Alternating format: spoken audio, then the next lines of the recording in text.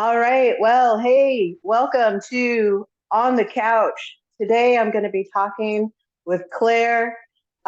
This is a human who has released a tarot deck called Noble Moon Tarot. It's a tarot deck and grimoire. It comes with this beautiful book. I saw her posting that she's starting a deck, and I like jumped on as soon as I could. And now I have this beautiful thing, and I wanted to talk to Claire. So please welcome Claire to the stage. Dun-dun-dun. Say hi, Claire. Hey, thank you so much for having me. I'm so excited. This is awesome. I'm so excited too. I just want to get together with people and talk about our spiritual journey, our human journey, and all the interconnectedness because you and I are interconnected. That we are, as we all are. Exactly. But we have a fun little story. Where I know Claire from is I was a reader at Earth Odyssey in the French Quarter in New Orleans, and I was transitioning to the next adventure in my life. And here came Claire to become a reader as well at the same store. So at first, that's how I knew you. You were an up and coming reader, and that's the first thing I want to talk about with you because that in itself, like to be a human who steps up into a position and goes, yeah, I'll sit down with total strangers and talk about, the things I feel that are happening and deal with traumas sometimes. And I'll pull these cards and I'll talk to you about this, ooh, that we usually can't talk about. So that's the first thing I want to talk to you about is that particular phase, that period of Claire's experience. Yeah, it's definitely a trip, stepping up to be a psychic reader and saying like, hey, this thing that, most people in the world think is fake or a lie or like out to get you and steal your money, to say like, hey, I believe that this thing is real and I am it, and let me do this for you. Yeah, it's weird for sure. I think everyone has intuition, and that's really what being psychic is. It's just, like you use your eyes to see things, you use your hands to feel things, you hear things. It's just another way of perceiving the world. And some people have better eyesight than others, some people have better ear sight, hearing than others. And then, and some people are more in tune intuitively than others. And I think that's a thing that you can work on. Like if you practice basketball, whether or not you're naturally good at it, you're gonna get better at it. And it's the same thing with your intuition. So I've had little intuitive things happen throughout my entire life. I've had dreams that come through, and I've mentioned it to different people.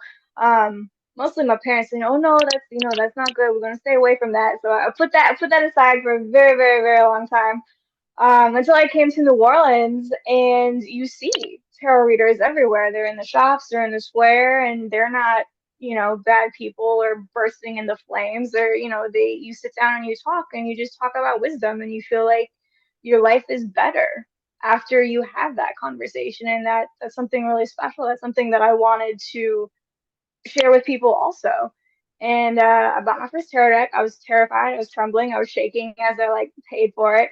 Um, and I did a little thing with, with friends, did a little like three card, read the book.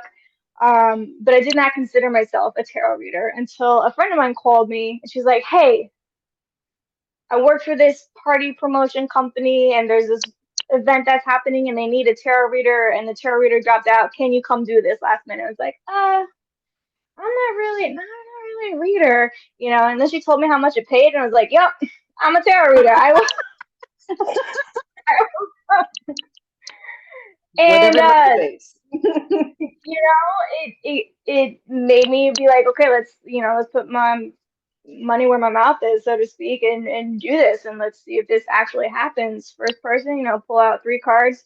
It's one of those parties where you have to read for like 30 people in an hour, like, so you do super fast readings. Um, and I was like, I'm just gonna trust, I'm gonna say. And I was like, oh, okay, you have three kids and you love them all, but your youngest, you're worried about the youngest, she has like asthma or something. He was like, yes, how did you know? And I was like, cool, okay, this is real. I can do this. And then, once I started running, I never stopped.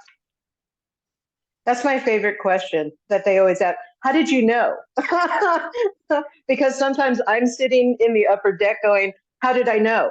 I'm asking myself the same thing. How did we know this? So And I and love it's your little. Yeah, it's and when you're reading for friends, you're like, but I know my friends. Like I know you always fall for like the bad guy, or like I know that you always doubt yourself in this area. So it's easy to say this is what you need to do, friend, because I know you. I didn't need to like look at cards to know this. But once you just test yourself on someone that you don't know and you see their reaction and you have that conversation with them, you realize this is real, it's powerful, and it can help a lot of people and it helps you as well. Because one thing I've noticed, the wisdom that you're passing on to other people, like you need that too, you know? Like I should take my own advice sometimes. Like that was thank you, Spirit, for translating that. 'Cause I definitely needed that too, you know? Right. Especially in the people that you give readings to, and if they might have a negative response, either they'll shut down or they'll get angry. It's kind of interesting to watch that interplay. You're just trying to bring out a conversation they might not want to have. And sometimes it's reflective back at us. There's things that we don't want to deal with as well. Sometimes it being Hmm. that same rejection. So it's such a spiritual marathon. Probably the greatest college I ever went to was being a reader in the quarter, because just different souls and different energies, and then add on top the alcohol that's in the quarter and what that does and brings out and opens you up to help even more. So it's so cool to share that with you. Now, also, I want to flip because you were also a tour guide for a very long time. I was, yeah. I just gave my last tour. It's been a week now, so I'm officially off the street, inside, in the air conditioning. It's great. I'm still I'm still working with the tour company. I'm a manager right now, but I'm very happy to be off the street. Same thing. There's a lot of energy. There's a lot of alcohol out there, and it's So I'm that's glad I did it. also what I wanted to talk about that with you because I have some questions because the energy, like New Orleans teaches you so much. But I can't imagine as a tour guide what you learned, like baptism by fire, being there with the energy of the humans and the spirits and the stories that you're telling, and then being, an open vessel and, really experiencing maybe real time. So I do have a question about your touring experience. Was there ever like a location where you felt like a past life experience? Like I was here before. I've had that sensation. I can't say I've necessarily had that on my tour. I've had lots of weird, strange, interesting, what a lot of people call paranormal experiences giving my tours. Absolutely. I can't say that at any of my stops have been like, I've been here in the past. Can't say that I have. Interesting. Well, because there are so many stories, human stories of what's happened in New Orleans, the history of it. Sometimes it's hard. Again, I'm Pisces, so sometimes it was hard for me to not really just let myself go into that timeline and feel the time when they wore these big dresses and nobody showered because we didn't have them, and it's so hot and the Yeah. brothels and the energy of like the madam, and it's so prevalent in the quarter, especially as the moon ebbs and flows. So I'm sure there's some. What are your favorite locations to get like those type of experiences? And do you share that? Have your tour people ever experienced something like of an encounter? Yeah, we get encounters all the time.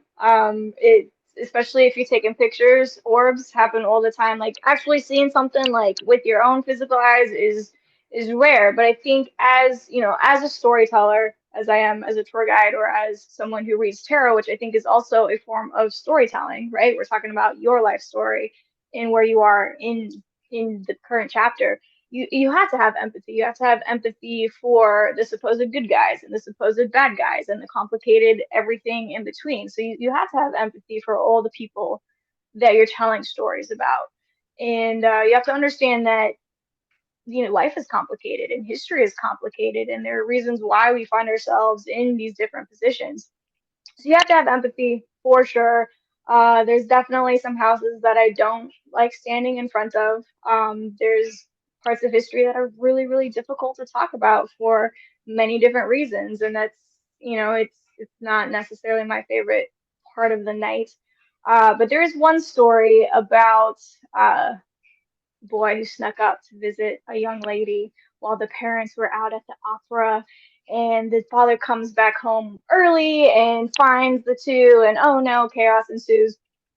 But in New Orleans, the French Quarter with architecture, we're very persnickety about our architectural terms. We have balconies, right? So they connect to the building and they come out halfway, but not the full extent of the sidewalk, and they're supported by brackets that connect them to the building. We have galleries, which are different. They come out all the way to the end of the sidewalk. They're supported by poles, and some of those poles, gallery poles, have spikes on them. We call them garde fou, uh, but we call them Romeo spikes. Is really what we call them. Um, and talk about the Romeo who, tries to shimmy down the pole, gets, disemboweled and terrible, nasty guts, all this sort of stuff. Um, I saw him fall in the middle of my story. I was talking about him, and I heard like a gunshot. I looked up. I saw a young man falling. I ducked down for cover on my tour, and all my tour guests were looking at me like I was absolutely insane. They had no idea what was going on. And then 3 years later, I was in the same spot telling that same story, and I passed out on my tour. I came to in the middle of the street, like 20 feet down from where I had been standing. It was kind of an interesting thing. So whenever I approach that house, I'm like, "Hey, buddy, like we gonna be cool tonight. What's up? I'm gonna tell your story.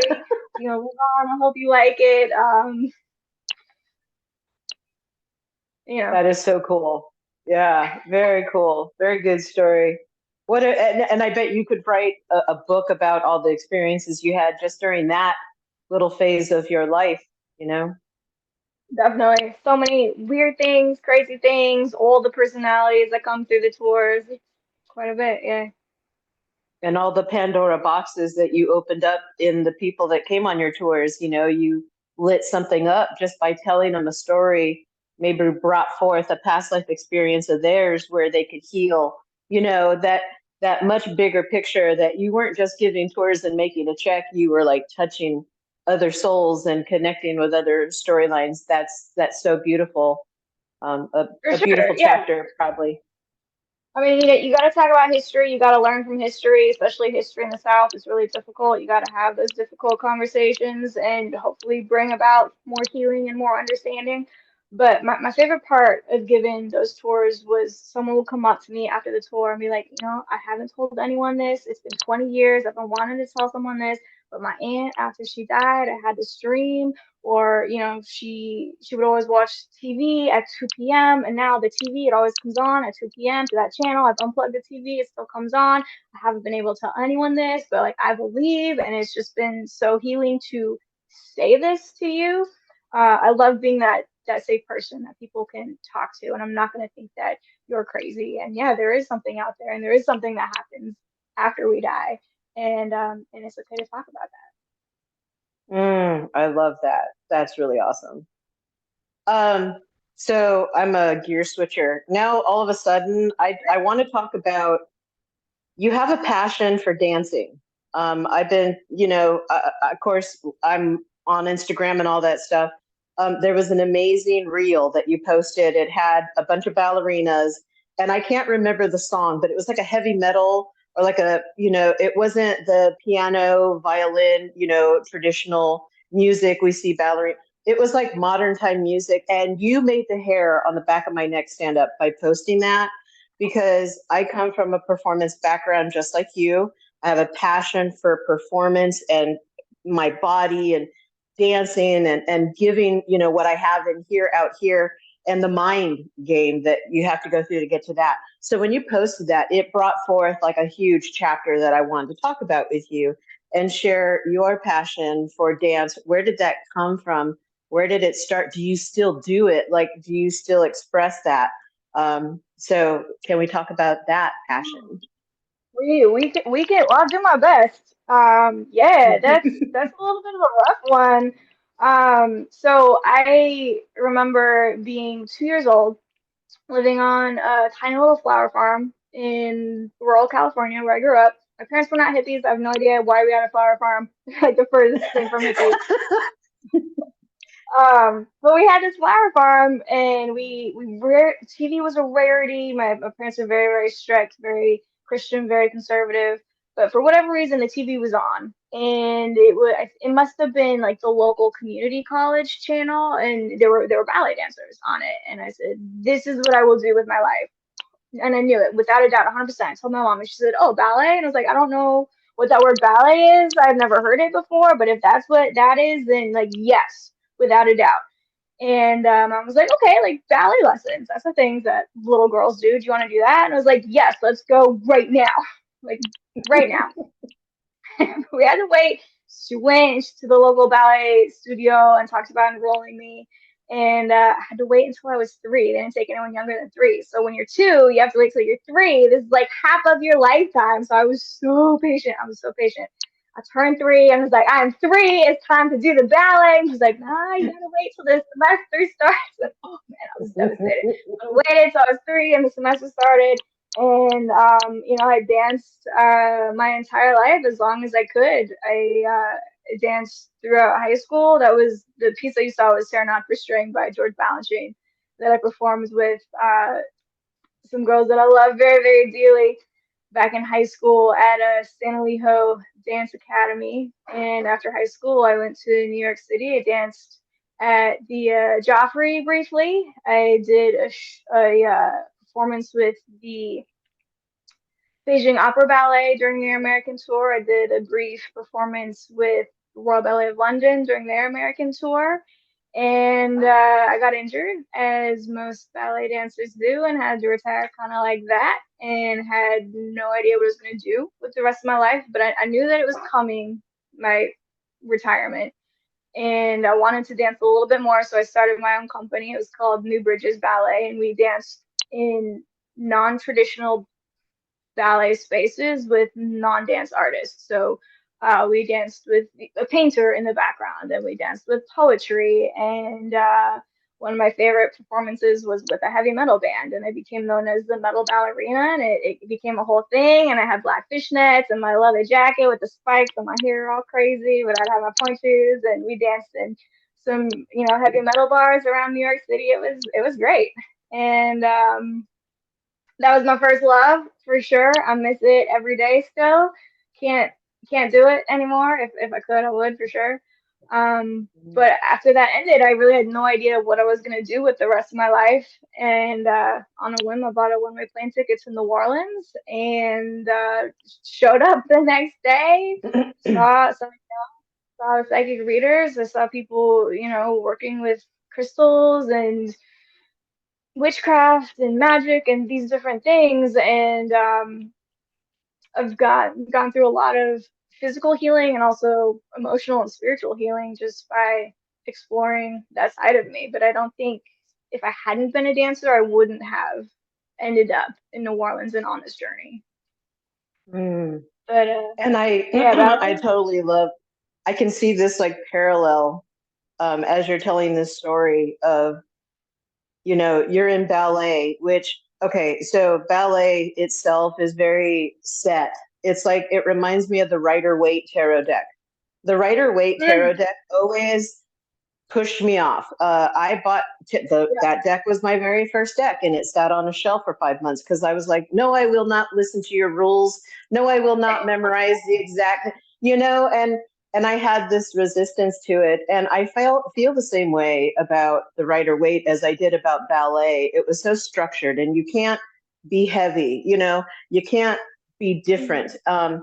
And that was my rejection from ballet, dance in general. I was a curvy girl. I'm Hispanic and I have a butt. I had a tush before J-Lo had one, and it was called fat, like literal. And ballet really pushed me out. I couldn't just stay still and look like everyone else. I had to be myself, and they don't like Uh-huh. that. So I felt the same way about like Rider Waite, and like it was going to reject me because I didn't always see the death card as a bad dun dun dun, So Yeah.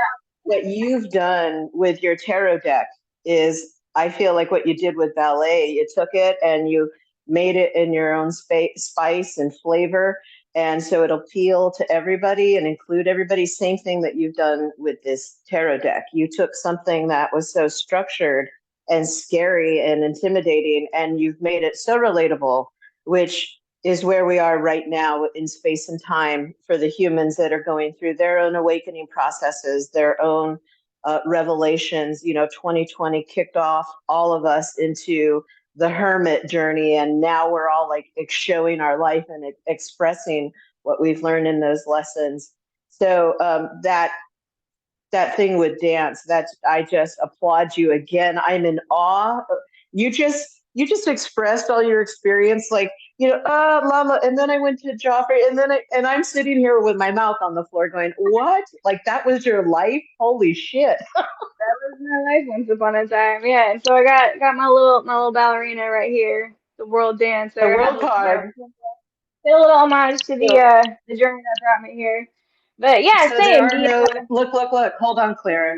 There are no coincidences.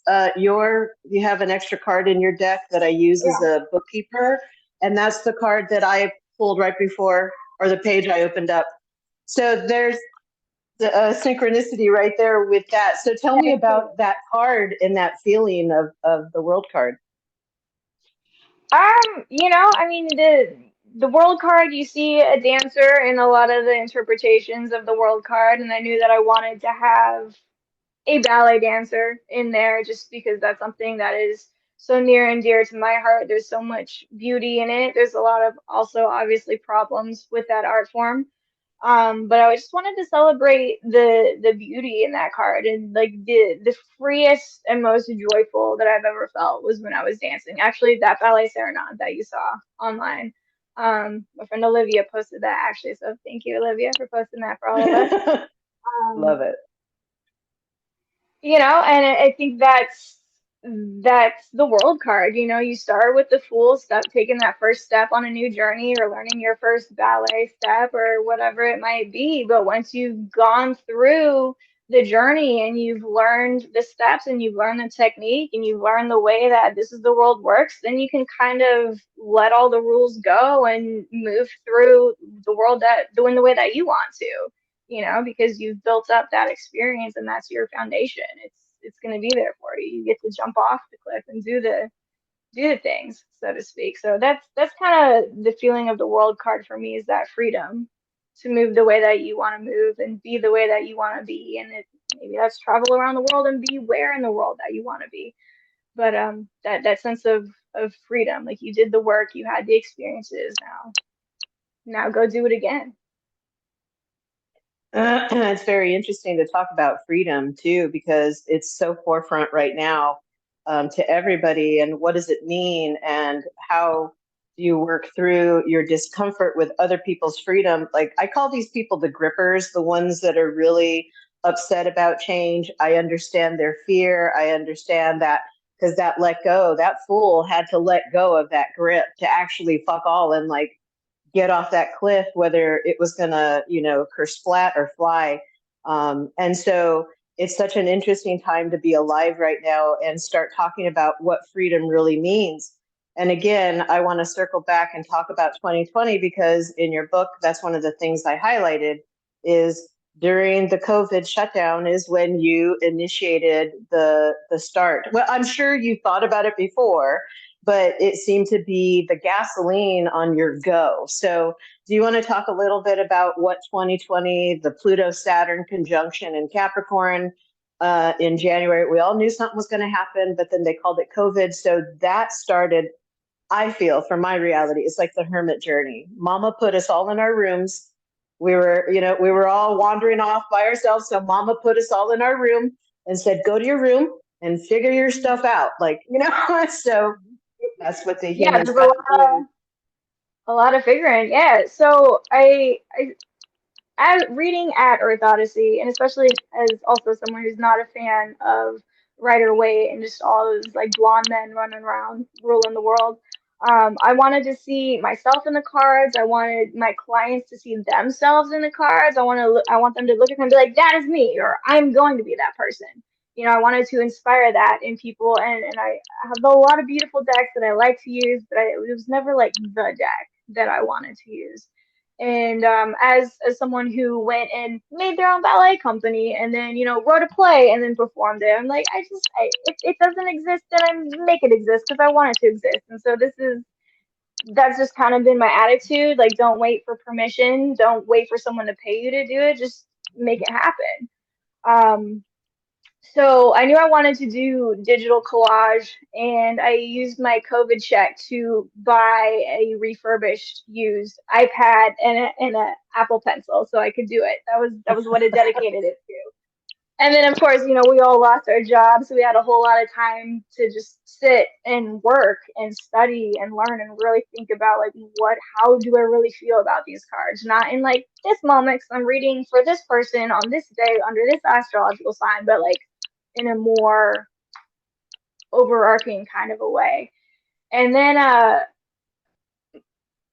so staying in New Orleans in the basement apartment during the entire of COVID just was not a sustainable thing. So my partner and I at the time we went to California to work on a marijuana farm that my friend owns. And it was very primitive. Like we lived in tents. There was no running water. There was no electricity. There were snakes and bears. It was very much not my scene, right? Like I'm very like, you know, rose gold edges. This is my scene. So that was very very different. I was working on the farm, and I had my little like solar powered battery charger, so I could charge my phone, charge my iPad, work on this stuff in between taking care of the plants on the farm.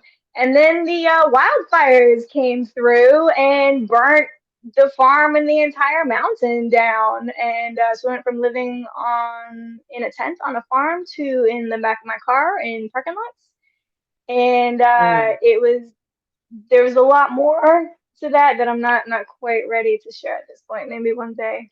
Um, but it was like chaos on top of chaos on top of chaos, and to me that was the tower part. And my tower card is it's Mm. a wild tower. It is dedicated. How does my video work? This way. There we go. It is dedicated to the wildfire that my friends and I narrowly escaped, and just you know the devastation that humanity is causing to the earth, to the environment. This is a wake up call, and you know we need to make things better. I agree. And I'm a native Californian. I was born there and raised there. I claim the entire state because I've lived in northern, southern, and the middle. So Hmm. that period of time, all those wildfires, it hurt my heart. I was over here. I've been in the South for 18 years now, away from California, but that all happened, and it was really heartbreaking. But also, since I'm from there, I understand the cycle of California. You know, it rains, it floods, it landslides, they drought, it dries up, it catches fire. And it's kind of interesting how Mother Nature taught me that kind of lesson. And then you have an earthquake and things shake. So um, it's like the rise and fall, the chaos, and then the peace, and like, will it ever end? And I'm seeing like this tapestry. Were you in New Orleans for Katrina? I was not. I was in high school in California at the time. Okay. Okay, because I'm just really relating to this experience of here, have all this and take it away, and here, have all that and take it away. It's so quick and sudden, and to see another human has experienced like the same thing, and I know that's a big vibe in New Orleans. Every time August 29th rolls around, there's an energy in that city that's palpable.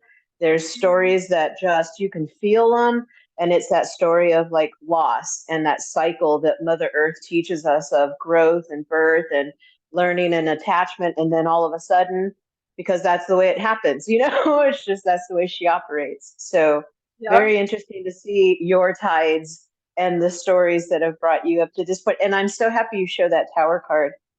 um, there's so many cards in the tarot that actually scare humans and keep them away from opening up that door. And the tower card is definitely one of them. But I like that, you know, we can, I'm sure everybody has their own tower moments, especially 2020.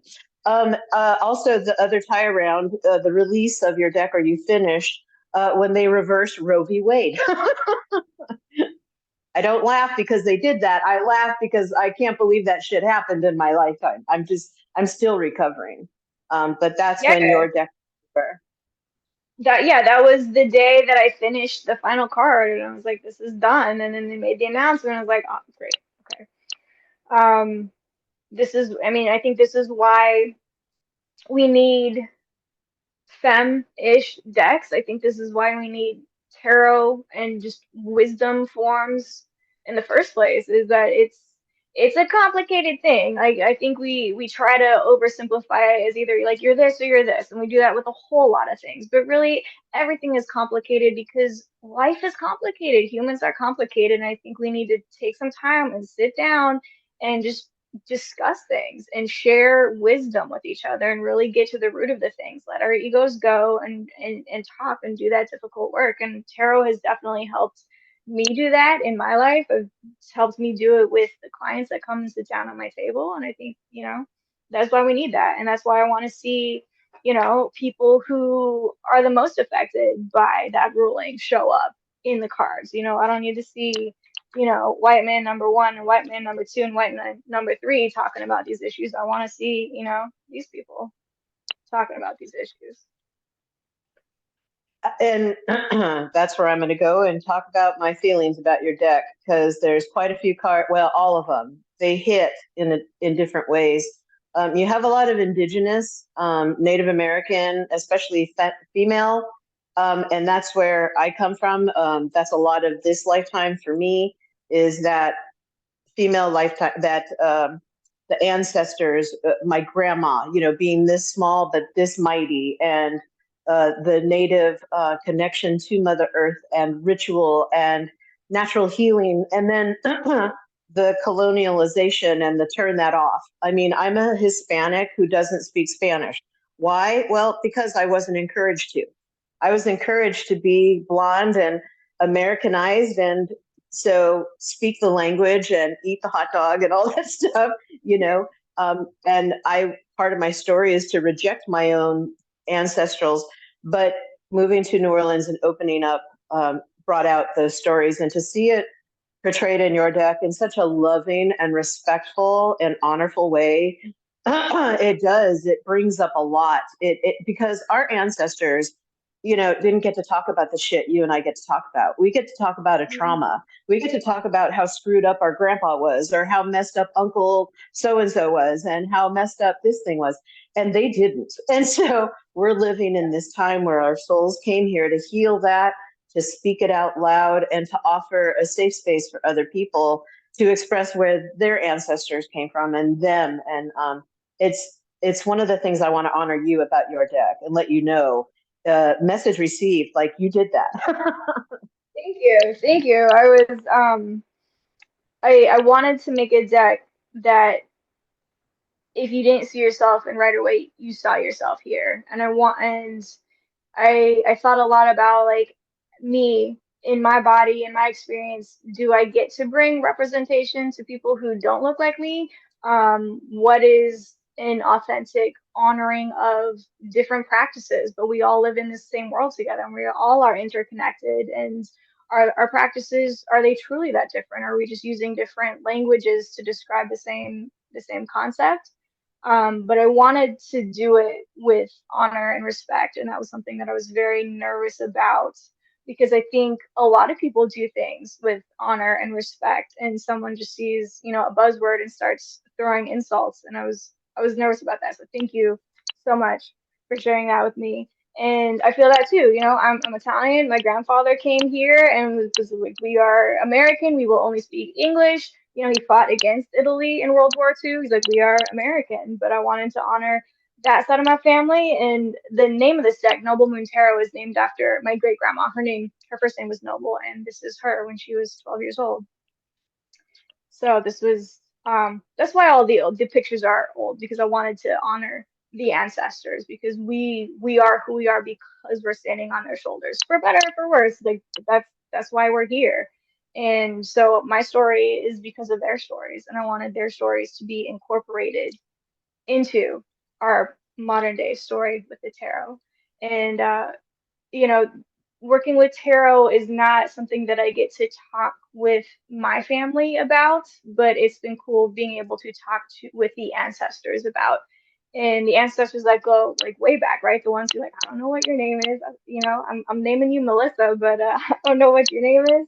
And thank you for working with me on this. That's been really cool.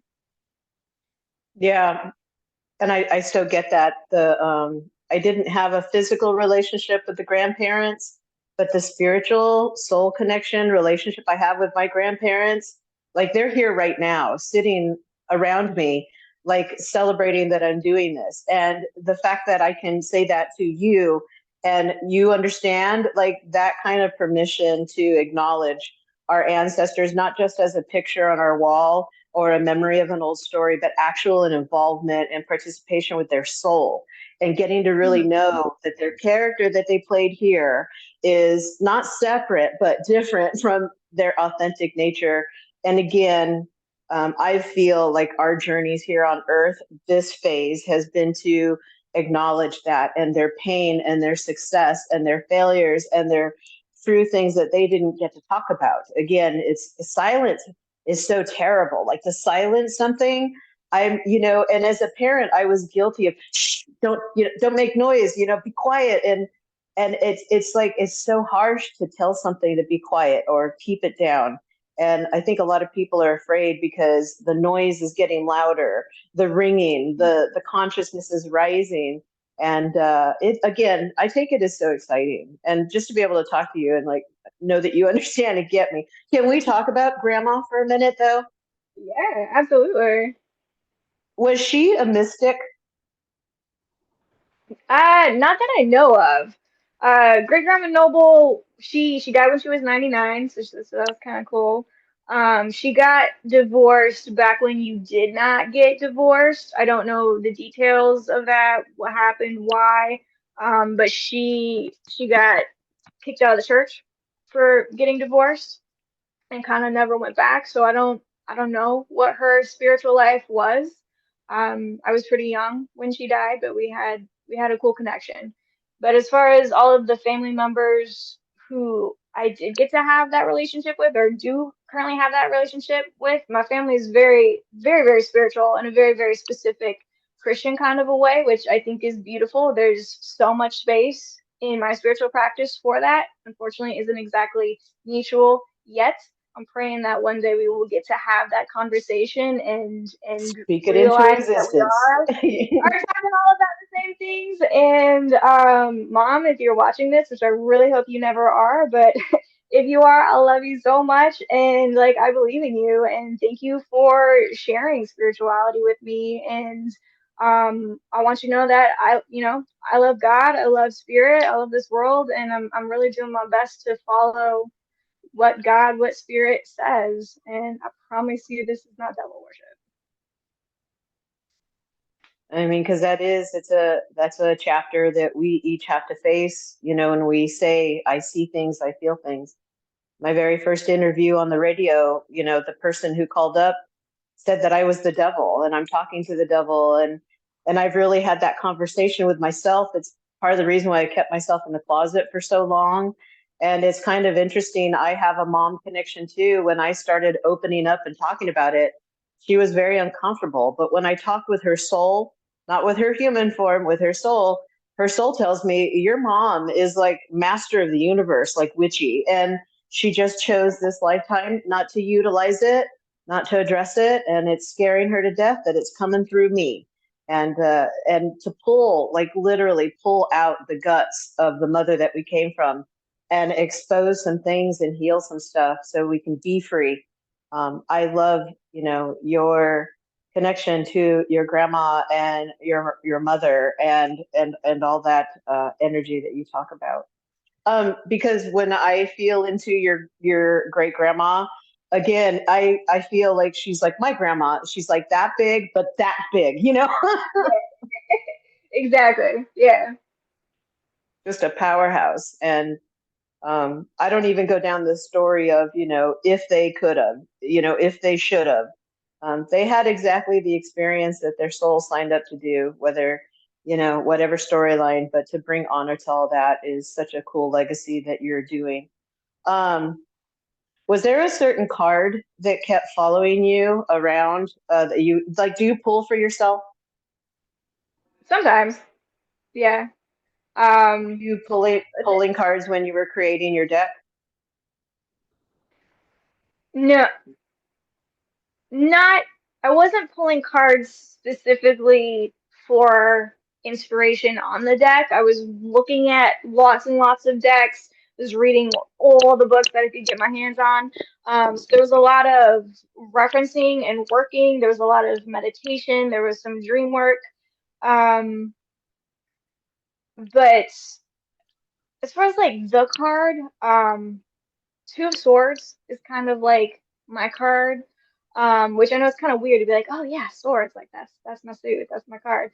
I think I read it a little bit differently, like the person is blindfolded, um, and I think that that's when you use your intuition. You close your physical eyes, you can open up that third eye, and when you feel like there's not enough information present in the physical world to make an educated decision, like you use spirit, you use intuition, you use prayer or whatever your practice is to get that extra source of intuition.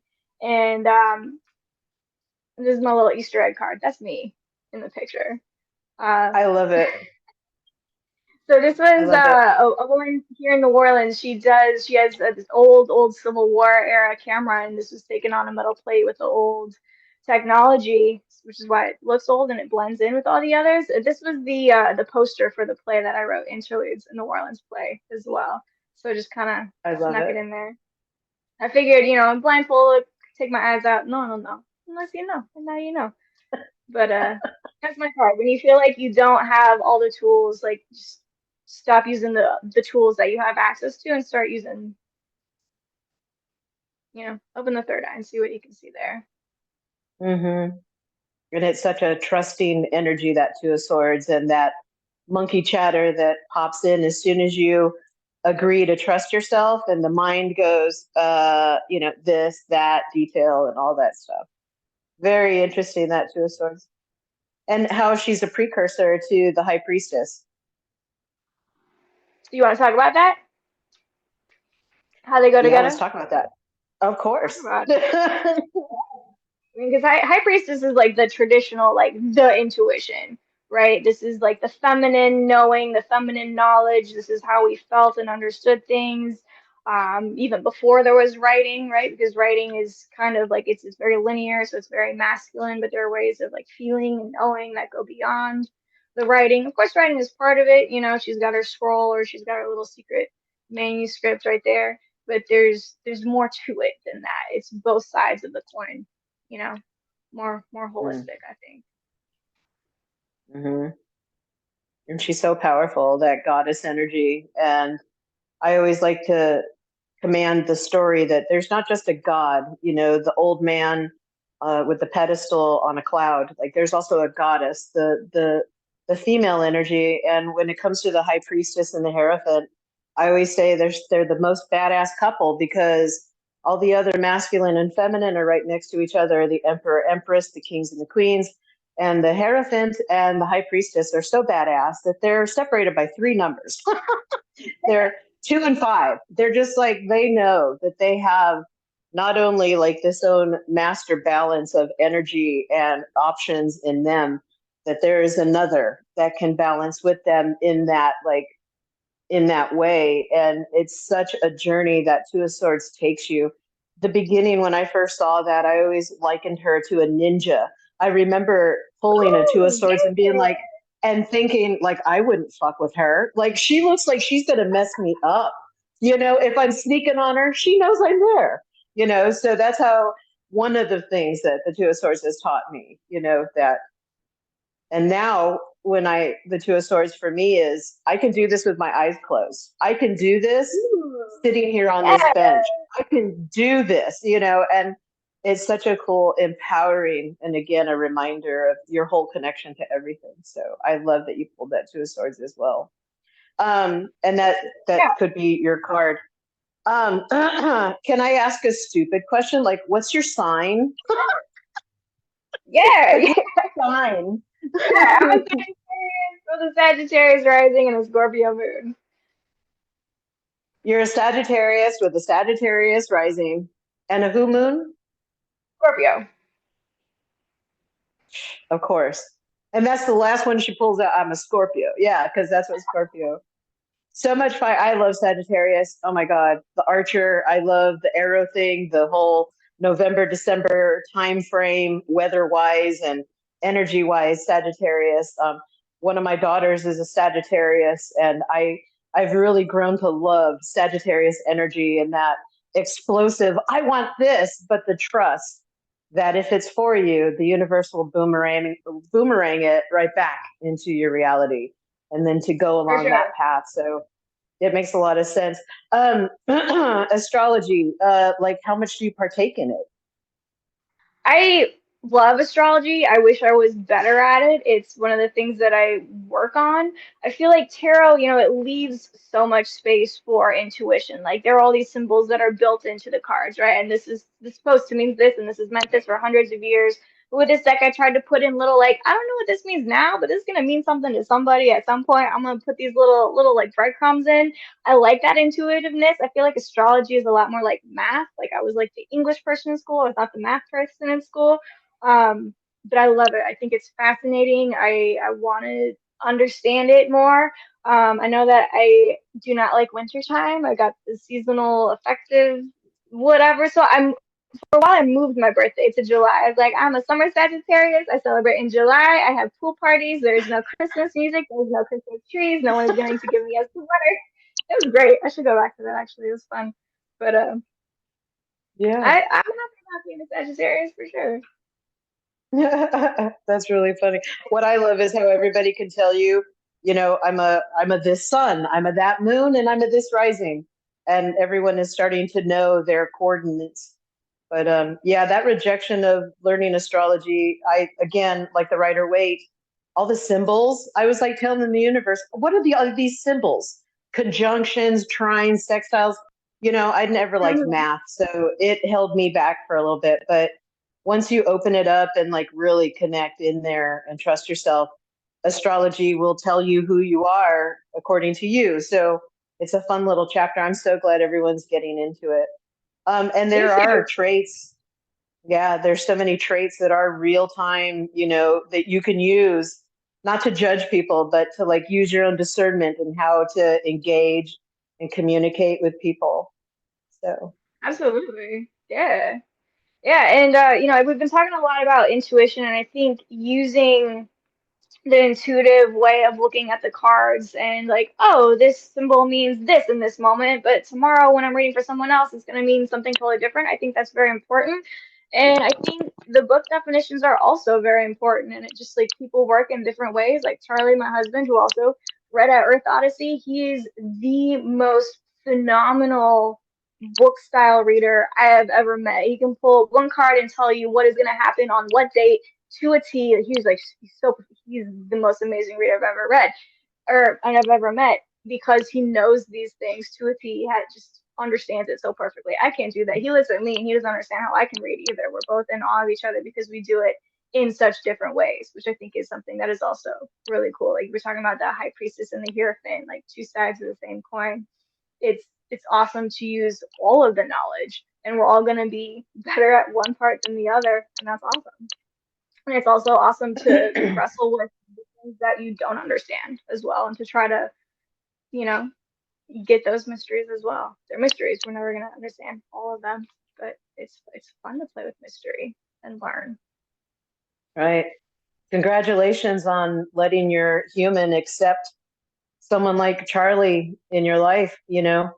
We often ask for someone who's our equal, but again, we might resist it. But that sounds really awesome and refreshing to have a partner Yeah, that you can share your spirituality with and like read a card and talk about that stuff. I haven't gotten to experience that yet with a partner. So I'm really admiring that you allowed someone into your life like that to let you have that. It's great. It's great to have someone to share a spiritual practice with, but also be different. You know, like we look at the cards totally differently. We both have our altars set up in the room, but then we do our, he does his ritual, I do my ritual, and then we come together and we meditate together, and then we go and do our own things. And my practice has grown so much because of his masculine influence, and his practice has grown so much because of my feminine influence. And I think we're both stronger people, better people, and more in tune also because of that. And a lot of what he does is stuff that I've rejected my entire life, and it's good for me to get some of that medicine that he brings, you know? Nice. And nice to see that reflection as an opportunity instead of like a vice or a bad thing, which I feel like our parents and, the aunts and uncles, they were always so busy trying to fix each other and fight each other.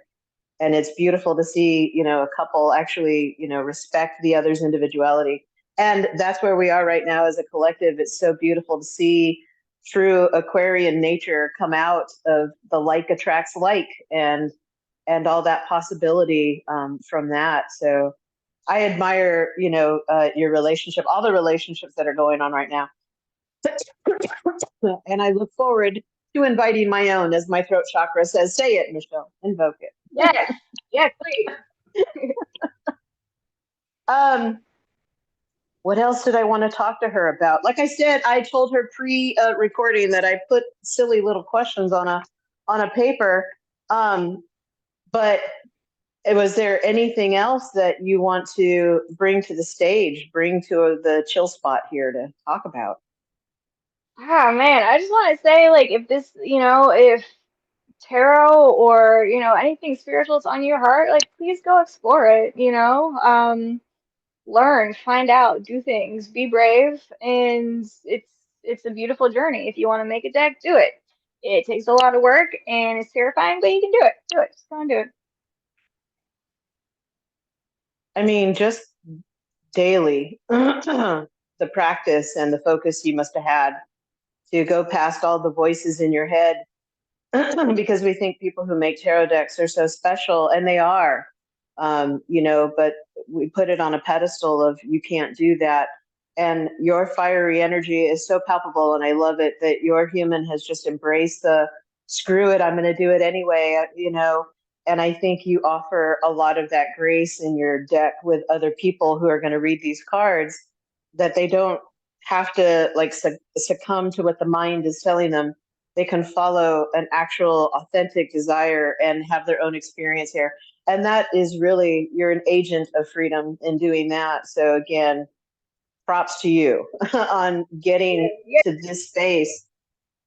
yeah, I promise you, you don't have to have all your ducks in a row and have it all figured out. Like, I was living in the back of my van in a parking lot for the making of a lot of this deck, Like, just if your heart and your spirit tells you to do it, just go and do it. Right, right. I really respect that. So just go do it. That's a great message. The card that was sitting with me of yours this entire time has been the Eight of Cups, the Ooh, card of detachment and moving on and growth.